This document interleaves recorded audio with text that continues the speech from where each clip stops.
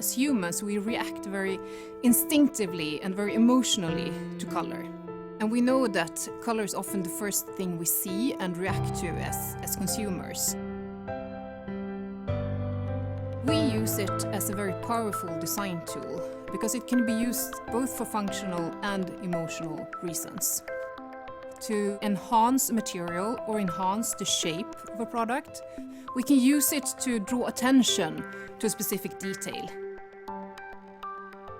We need to be really perceptive of what the needs of the user are, what the home environment is looking like, and also, of course, thinking about who we are as a brand and what we stand for.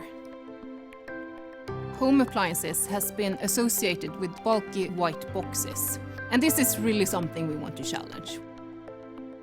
So we are working on a new expression that is really rooted in our Scandinavian heritage.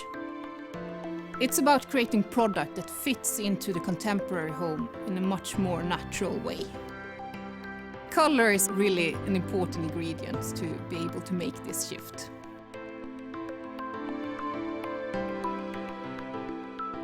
Colors are always contextual. They relate to the spatial surrounding. They relate to the light. They relate to other colors surrounding them. We are designing colors for products that will live in our users' home for a long time. And we need to make sure that these colors stay relevant throughout the whole life of the product. It's not about following trends. It's about designing a curated range of colors and make the product really be something that the consumers really fall in love with. And I love how people really embrace your products and make them part of their lives. That's the best part of it.